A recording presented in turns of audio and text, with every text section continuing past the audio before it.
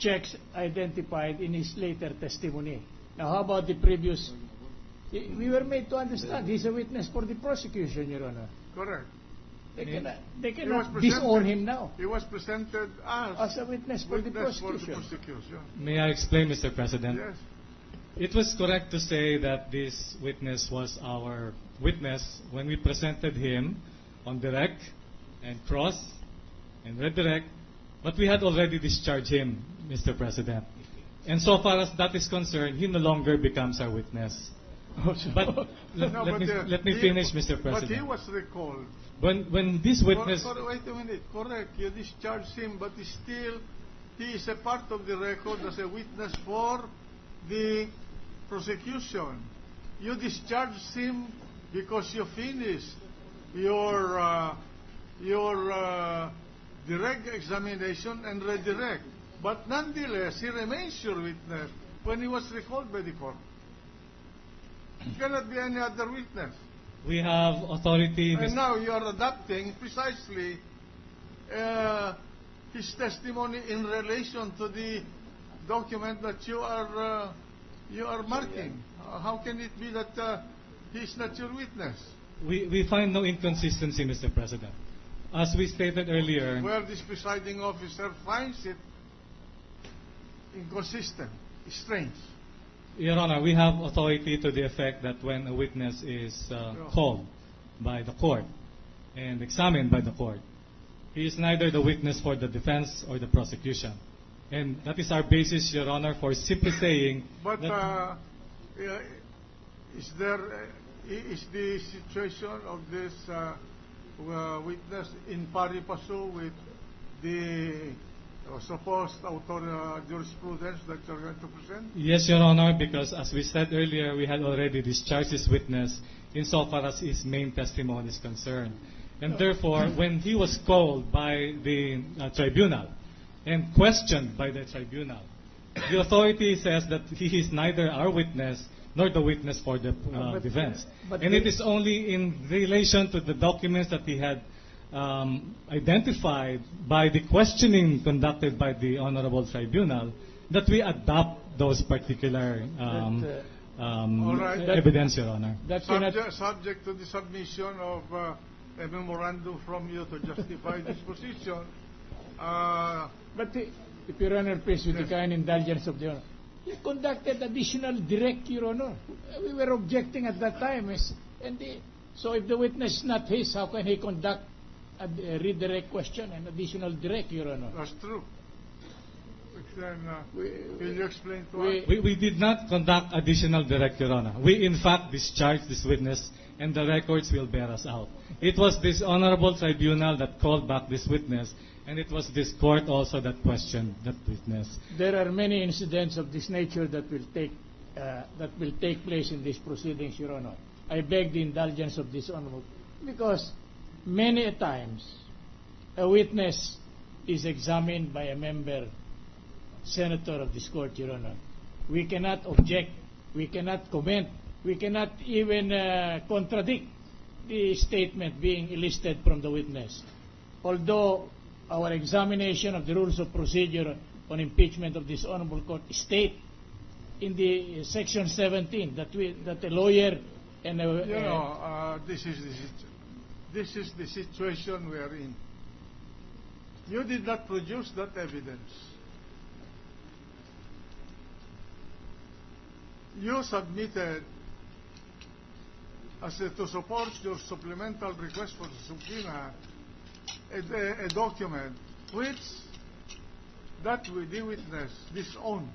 Now you want to use that document to contradict the document that you used. No, Your Honor. As a supplement. Well, this will be contradictory because you're bound by the document that you used to request a subpoena from this court. May I clarify, Your Honor? Yes. We do not mark in evidence and we are not adopting the signature card that this witness was presenting. In fact, insofar as that is concerned, that is not our evidence. We never marked that, Your Honor. My only manifestation earlier is that because he is now the court's witness, that the identified documents, particularly those pertaining to the accounts, not the signature card, Your Honor, be marked in evidence for the prosecution. That is all, Your Honor. It is not the signature card. What part of the documents are you going to mark as your exhibits? The bank certification pertaining to the 4 accounts that were brought out during today's proceedings, Your Honor. The 2 additional accounts that were brought out upon questioning by one of the senator judges, and the 6 other joint accounts by Mr. Renato Corona and Cristina Corona, Your Honor. That will be unfair to the defense, Your Honor, because while he is being examined by a member of this court, the defense is not entitled to make any objection, Your Honor. In fact, we will be ruled out of order, Your Honor. We have already coexisted with that provision under Section 17, Your Honor. Now, the moment something is produced through the examination of a member of this court, they will now attack. Will that not be the height of unfairness? The chair will defer a resolution of this issue and for further study by the court itself. Thank you, Your Honor. But in the meantime, Your Honor, subject to whatever resolution will come out, now that the witness is here with the documents, may we have a marking of these documents, Your Honor?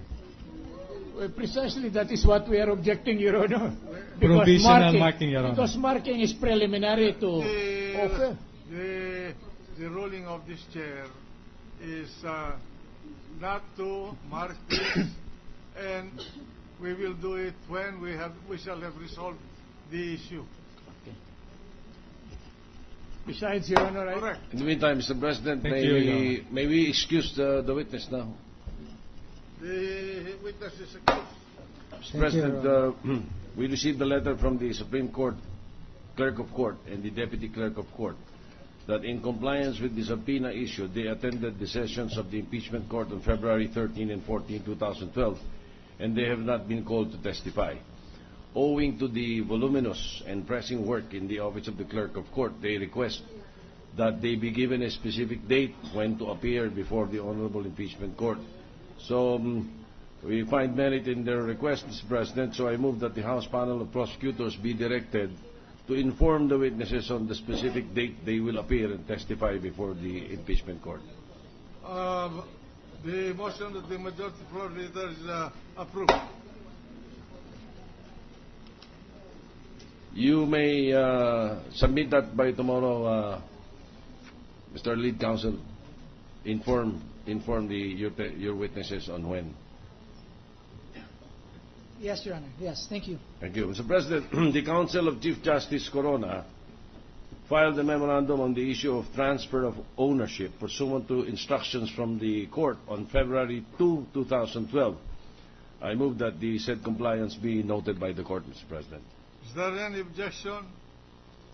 There being none, so noted.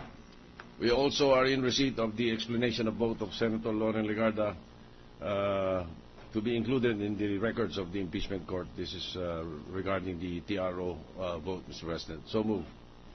Is there any objection? The motion of the majority floor leader is approved. Thank you, Mr. President. May we ask the Sergeant at Arms to make an announcement? Please all rise.